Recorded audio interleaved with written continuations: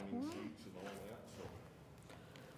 Good morning, and I will go ahead and call to order our MAPS 4 Citizens Advisory Board meeting for February 9th, 2022. The second item on our agenda is approval of the minutes. They were included in the packet that was sent out to you, so if you don't have any changes or revisions, I take a motion in a second. Please cast your vote.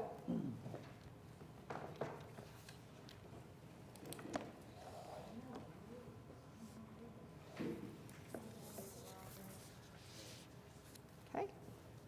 Are we missing somebody? Oh, that's okay. Okay, the motion passes. Thank you so much. All right, moving on to item 3. Items for individual consideration. A is receive the MAPS 4 monthly financial report. David? Thank you, Madam Chair. You have in your packet the financial report for the period ending 12/31/21. I'll go over it briefly. On the revenue side, for the sales tax collection for the month, $10,872,687, a total of $191,371,003. On the expenditure side for the month, $324,068, and total of $1,555,254. I'll try to answer any questions if you have any. Okay. Love seeing that we're above collection target. Yes, ma'am. Thanks for pointing that out, that we are now 1%, and we continue to gain on that. That is fantastic. Yep. Any questions for David? Okay. Motion second. Please vote to receive this report.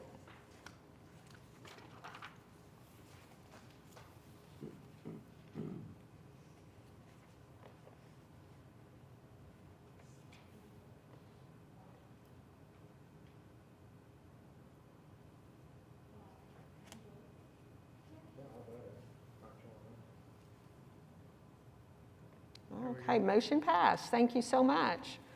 All righty, moving on to item 3B, recommend authorization to negotiate a contract with Oklahoma City Innovation District for the Innovation Hall operating partner. This item was put out as an RFP in the usual fashion that we have with all of our RFPs. We only received one response back, and that was from the Innovation District. The committee met on the proposal, went through it, and a copy of it is included in your packet here. You can see that it is extensive and very, very well done. The committee recommended wholeheartedly that we proceed with executing a contract with them, and it also comes with the approval from the subcommittee.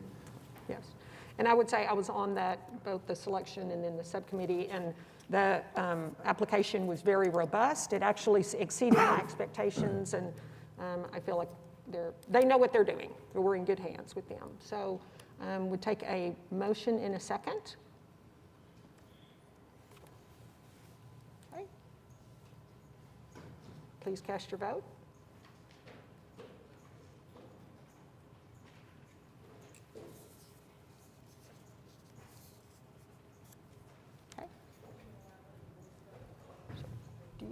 Do you want to vote on the? Okay, we're good. Okay, motion passes. Thank you. Moving on to item 3C, and I'm not going to read the whole thing, but basically it's recommend approval of the resolution transferring $80 million of the MAPS tax to the trust for the benefit of the projects listed. David? If you'll recall, this is the money that will be, as you said, Madam Chair, transferred to the trust so that it can be invested and used for various things. I want to point out a couple of corrections here on this memo. So each of these items, we grouped them together for this board, but each of these went to the subcommittees, the respective subcommittees, and all were approved with the exception of the civil rights, and it was recommended to move forward. They just didn't have a quorum because it was snowing like crazy at that time. So the first one, the $21 million for Henrietta B. Foster Center, it says operations and maintenance. It should just be operations. And then the $15 million for the senior health and wellness is for financial assistance, is how the resolution of intent reads.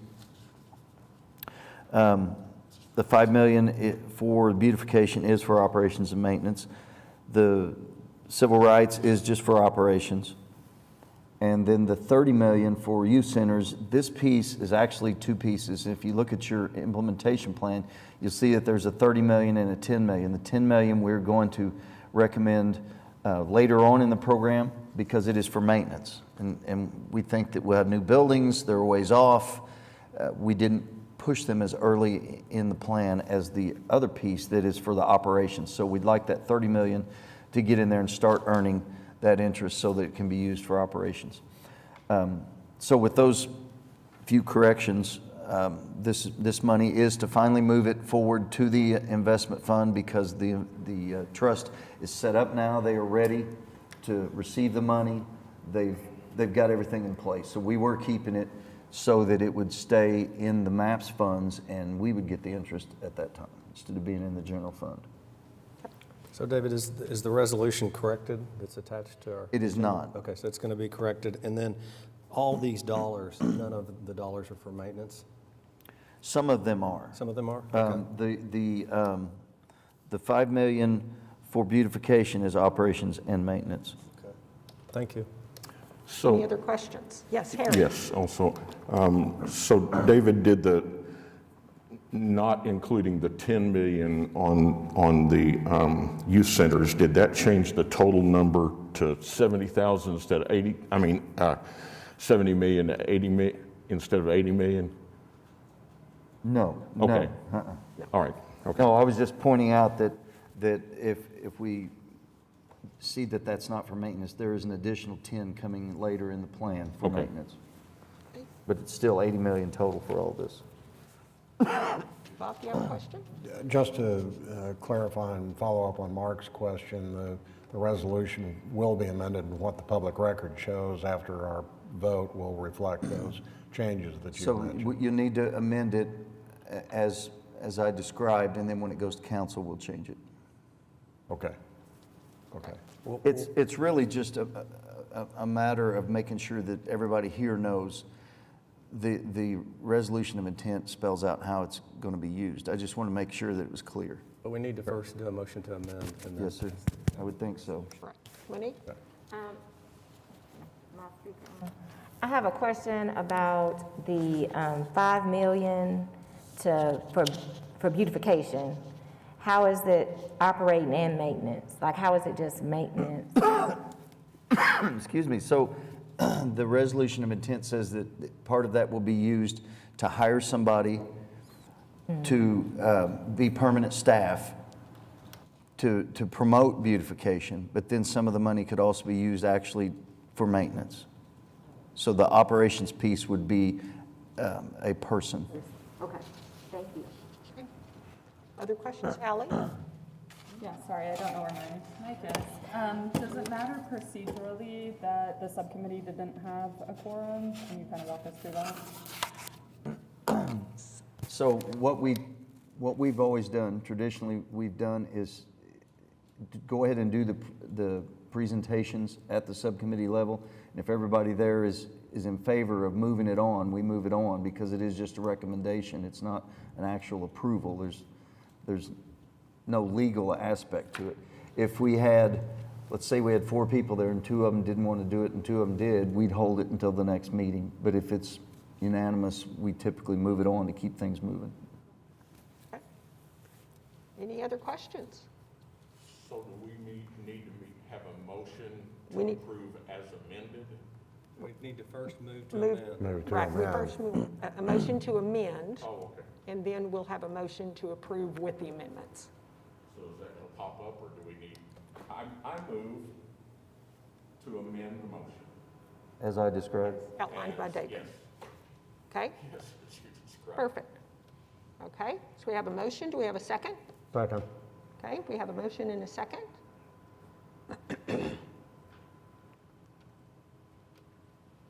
I think she's getting us set up. Okay, there we go. Oh, wait, Sorry There we for the go. confusion No, on this. I that's just want to fine. make sure it was clear. okay. Okay. The motion to amend passed, so thank you for that. Now we take a motion to approve the amended recommendation. Okay, motion and a second. Okay, please cast your votes. Okay, the motion passes. And David, thank you for going through that in such detail. There's a lot of details to keep track of, so we appreciate you keeping us going in the right direction. All right, so our next item is item 3D, recommend approval of the proposal for the MAPS 4 Mental Health Crisis Center #1 operating partner. So AJ Kirkpatrick is here today with ADG to give you a presentation to show you what's in this. This is very similar to all the other RFPs that we've done so far, but I'd like to turn it over to AJ. Welcome. Thank you, David. Yeah, I think by my count, this is probably the 4th and 5th operator RFP that we've now done. So very similar in setup to those ones that we've talked about. This is the schedule summary for community, which these 2 projects that we're going to talk about in 2 separate presentations are part of. So the first one is for the Mental Health Crisis Center #1. And we'll continue to use these kind of as guide points to help you understand where we are in the process. The gray bar being the operator selection agreement, green being pre-design, yellow design, and blue construction. So let's zoom into that gray bar. And that really breaks up into 3 distinct phases: the advertisement, the selection, and the agreement development. And so these are some of the formal actions. So we have the approval of the RFP prior to release, the selection committee involvement, approval of the binding terms sheet or the MOU, Memorandum of Understanding, and then approval of the final agreement. So we're just now at that advertisement stage. So very, very much like the other ones that we talked about, same RFP contents. I won't read through them because we've been through them several times now, but generally there's going to be some general requirements and submittal requirements, and we'll walk you through some of the specific things that get called out in those sections. So the resolution called for $11 million for construction of 2 new mental health crisis centers. This one is just for the first one of those 2. We have another one that will be coming in a few months. And the city is seeking an operator partner for that. In addition to we are wanting the addition of the operating partner to allow for ample time for coordination and for them to have some input into the design process. We have found that is very helpful to getting the right building for the operator. So they are expected to have active participation in planning and programming. And this project is intended to care for those experiencing mental health or substance abuse crisis. So customers may voluntarily admit, but the process usually involves family members, caretakers, law enforcement. Some of us were allowed to actually tour the Oklahoma County Crisis Intervention Center on General Pershing Boulevard. And some of the lead up to the MAPS 4, it was this particular facility on General Pershing Boulevard was viewed as the model that we should be following for our crisis centers. And so when we toured that recently, one of the things they did hit on is that actually do have a lot of, they get a lot of their clients from local hospital referrals as well. And so the point being that this is discussed in a lot of the social services and those dealing with individuals experiencing homelessness as somewhat of a diversion ability to keep people out of traditional incarceration, and also from using emergency rooms for some of the services that really should be handled by mental health professionals. So that General Pershing Boulevard, the Oklahoma County Crisis Intervention Center, to give you an idea of what it has 16-bed inpatient crisis center. That 16-bed limit you'll hear repeatedly in discussions about these sort of facilities. That's something that comes from some of the federal legislation around the, I think, late 70s, early 80s, where they were trying to downsize mental health facilities, and so we weren't just warehousing those that were dealing with these sort of issues. So that is a key cap in terms of the 16-bed portion. It actually has a second part on the other side that's a 20-person recovery. It has more what I would call chairs that can kind of lean back that would allow you to sleep. But the key thing when you talk to the staff there is that they have a limit of 23 hours and 59 minutes that you're supposed to be in that 20-person recovery, because the point is really triage and getting people stabilized and then moving them on to wherever they would need to move on their next process of recovery. So those are kind of the two wings of that facility. In between, there's some administrative areas. There's a kitchen. The staff there are really, they really like to make a point that the kitchen has been very helpful to them, because they have had other arrangements where they had to bring food in and they really just don't get very good value for their dollar. They believe that food is a very important part of that sort of recovery process, and so kitchen is very important to them.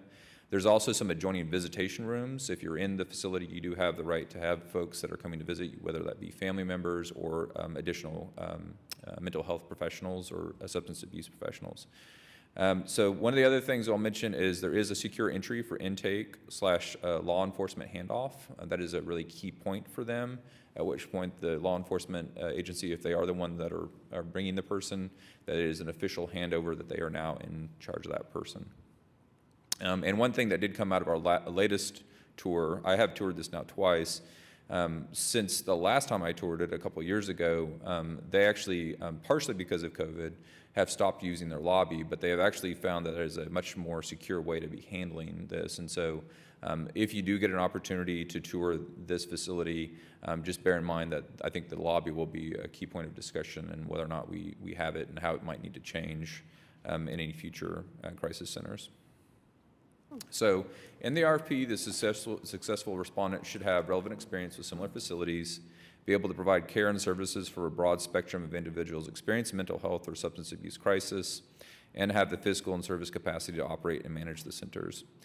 They should demonstrate operation and service delivery experience with similar facilities, and they should have ability to work cooperatively with the city and the community. Particularly on this one, especially during some of the council discussion, I think there is a sense that this really needs to be a community effort to make sure that these are being maintained and operated beyond this initial outlay of construction. So it is really key that we're finding the good community partners, in particular for this one and the next one. In the absence of direct experience, we do expect the respondents to explain how they would qualify for consideration. So proposals are welcome from single providers and from multiple providers under a common legal entity. And the project may be new construction or rehab expansion of the existing structure. And we did leave open the ability for proposers to recommend sites or general areas. This has come up in some of the subcommittee conversations. There is an effort by the Department of Mental Health to work on kind of a statewide safety network related to these sort of facilities, and so there may be, if the Department of Mental Health ends up being part of this, they may have some ideas about where they think they need to get these. However, I do want to make the point that the resolution of intent does, on this one and the next one, have a statement that they should try to prioritize Oklahoma City residents where possible.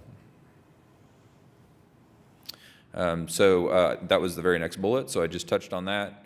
And it like many of our other projects, it does have the statement in the resolution that the construction is conditional on identification of operational funding from a non-municipal source. That gets back to that point I just made, that there is really this expectation, I think, from City Council that others are stepping up to help make sure that this is getting maintained and operated. And lastly, that the operating agreement with measurable benchmarks, which is a key statement as well, that they're expected to share measurable benchmarks, that it must be started before December 31st, 2026. So as we have with other ones, these are the submittal requirements. These are all the different things. So each one of those has several bullets that they're expected to share information on, from anything from, how is your staff qualified? What is their background? What is your organization's financial capacity? What is your philosophy in running this program, and what are some of the programs and services you're going to provide? They are expected, like all of the other ones, to provide a 5-year business plan that kind of brings in some of the assumptions about how they're going to be funding this from other sources. And then also on this one, there's the facility and land ownership. Again, because this is going to be city funds, if they're going to recommend a site or existing building that they want to use, they need to help explain how the city will have some sort of ownership stake in that moving forward. So lining up exactly with those bullets I just mentioned, this is the proposal evaluation criteria. So if you end up being one of the ones that's on that selection committee, these are the various buckets basically that you're checking off or grading them in terms of how they're hitting each one of these subject items. So the schedule for this one, February 3rd, was consideration of the RFP by the citizens. The Citizens Advisory Board. That date is wrong. That was the subcommittee. The Citizens Advisory Board, of course, today. And then February 15th would be consideration of the RFP by City Council. So assuming that that gets approved at the February 15th, we would then begin advertisement on February 16th. And then March 9th, we have a pre-proposal conference that's already in the RFP, so that's going to be notified of anyone that's reading it. And then we expect that the proposals will be received on March 30th. That would allow us April and May of this year for consideration of the proposals, interviews as required, and then selection of an operating partner. So that is Crisis Center number 1. I'll stop to see if we have any additional questions. Bear in mind that Restoration Center is going to be very similar, so there may be, if you have questions, it may make sense to wait for both. But I'll stop just specific to Crisis Center number 1. And AJ, your slide was right. We were supposed to meet on the 3rd. I'm sorry. So, you're right. That's Yep, okay. you're right. You were right. You were right. You're right. So questions? I was sitting there trying to remember what day actually the subcommittee was on versus the CAB. Right. Thank you. So, questions on this RFP? Yes, Bob? Just a general question. What kind of organizations or entities do you anticipate submitting proposals? Well, I mentioned the State Department of Mental Health. I think that there's a very strong chance. And if you might remember, the initial pitch presentation to City Council included one of their execs who's now the director of that organization. And also the gentleman that is running the Oklahoma County Crisis Intervention Center on General Pershing Boulevard. So we certainly expect that they will be interested. There are a couple other nonprofits that we've talked about. I think that there's also maybe an expectation that other level, and this is me just inferring from City Council discussions on this, but I think there is an expectation that maybe there's some other levels of government that will directly benefit from some of the diversion of these individuals to this facility. And so I think there's some hope that they will be part of a solution. Okay, thank you. Other questions? Okay. So do we want to take this separately? Okay. So we take a motion and a second to approve this RFP as presented. Please vote.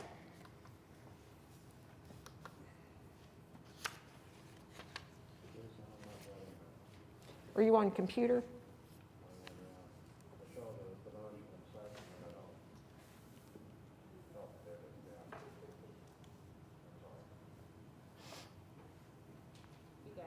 Great. We're a team. Okay, the motion passes. Thank you.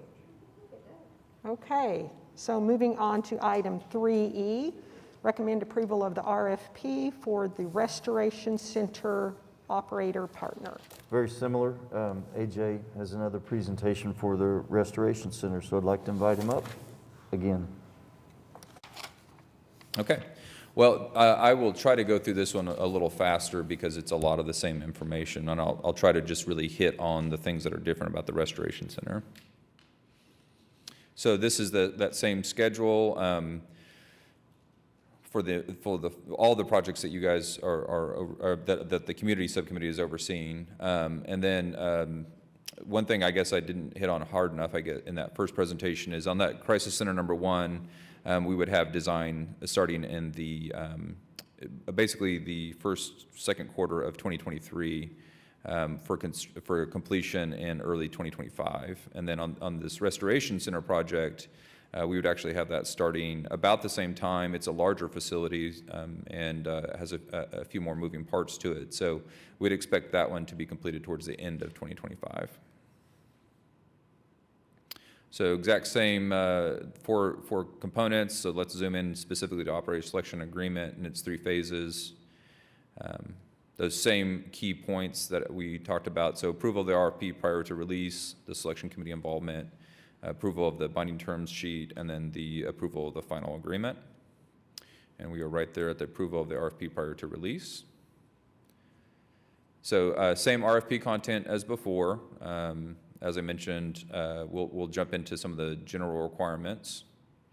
So this one, before that was 11 million for 2 crisis centers. This is 22 million just for something that we have started to refer to as the Restoration Center. I put quotes around that because that is something that was kind of brought up throughout the pitch process. Certainly there is a chance that, you know, whoever comes to the table may want to talk about the naming of this facility, but that is how it's referred to in the resolution of intent.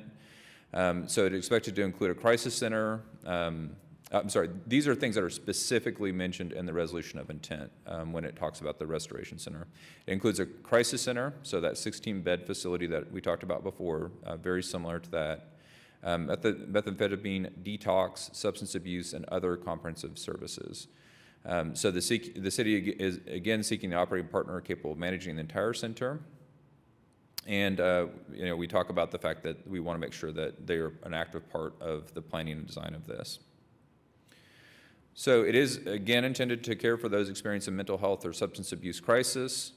And it is similar to the Oklahoma County Crisis Intervention Center. So what I just described, kind of think of one of those centers, but with a lot more to it, with some additional functions to it.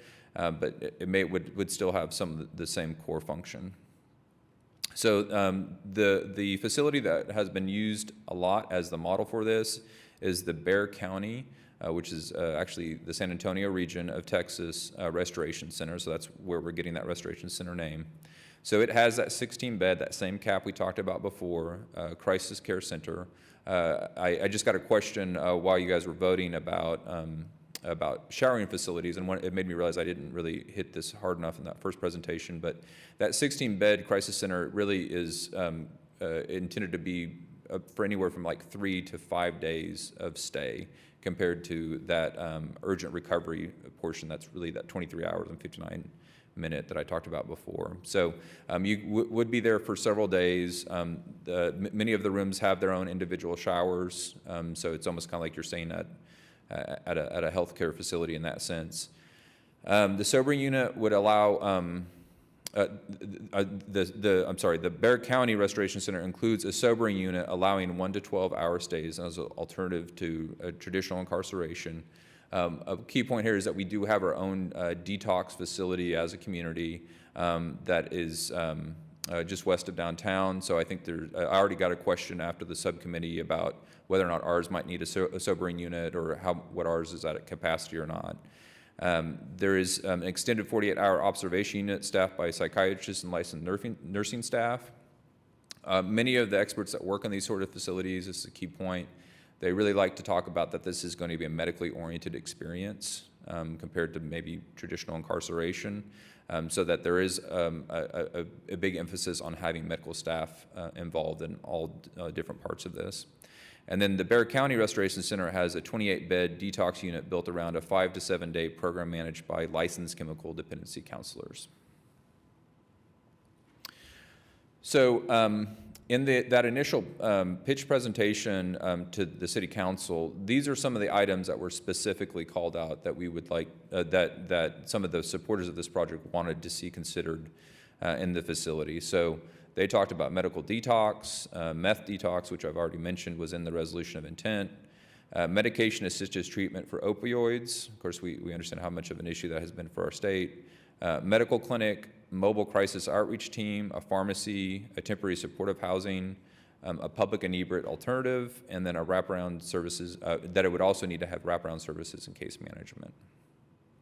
So, like the Crisis Intervention Center and General Purging, there's some additional supporting components that I kind of ran through in that previous presentation, but that we have some secure entry for intake, law enforcement handoff, visitation rooms, a kitchen, some administrative space for those that work at the facility. And then one thing I didn't hit hard enough in that first presentation is there's, because there are the folks that may be there from 3 to 5 days, that we need to have some thoughtful enclosed outdoor spaces so that people are getting some chance to interact with the outdoor environment, which they have mentioned is another key part of recovery. So similar to before, successful respondents should have those following abilities, including relevant experience with similar facilities, that they're being able to address a broad spectrum of those dealing with mental health or substance abuse crisis, and have physical and service capacity to operate and manage the center. And same as before, respondents should demonstrate operation service delivery experience with similar facilities, ability to work cooperatively with city and community, and if they don't have that direct experience, we expect them to explain why they still qualify for this. So that proposals are going to be welcome from single providers and multiple providers under a common legal entity. It can, again, be a new construction, rehab, expansion of existing structure, and they may recommend, again, where they would like this in terms of sites or general areas. So same additional stipulations from the intent from council that the use of the center should prioritize Oklahoma City residents where possible, and that construction is going to be conditional on identification of operating funding from a non-municipal source, and that operating agreement should be, with measurable benchmark, should be in place prior to December 31st, 2026. So exact same submittal requirements that I walked you through before, exact same proposal evaluation criteria that we walked through before.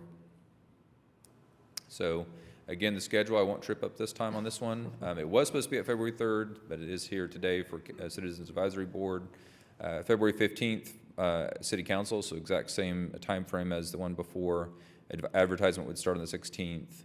Pre-proposal the same day. They will be separate pre-proposal conferences. We can't assume that these will be the same parties interested in both facilities.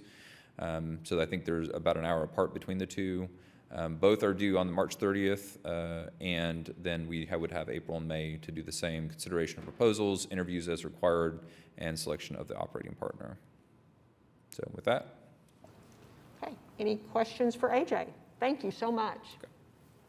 Any questions?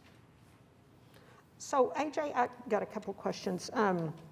So is the restoration center the same kind of like self-check-in, or is it, I mean, kind of go through that piece?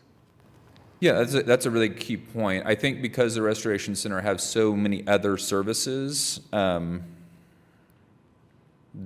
the Crisis Intervention Center, I think you could expect, if you look at that full list of things that are on the table here, you could expect that this would be much more of a voluntary facility than maybe one of the crisis intervention centers. So if you're showing up because you know that you need some of those additional wraparound services in case management, the idea that we have seen from the Bexar County is that you have people that are coming much more voluntarily than maybe some of the crisis intervention centers. Okay. Well, and then the other thing is I think we're so fortunate to have ADG, and you all have done so much work knowing who's working in this space.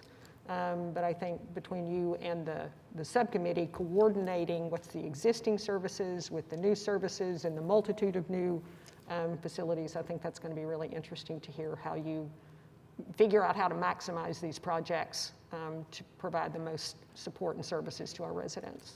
Yeah, I think of all the RFPs, that this one in particular, Restoration Center, is one where I'm going to be the most curious and excited to start to figure out who our partners are on this one. Right, right, outstanding. Any other questions or comments for AJ? Okay, thank you so much. So I guess we need a motion and a second to approve the RFP. Please cast your vote.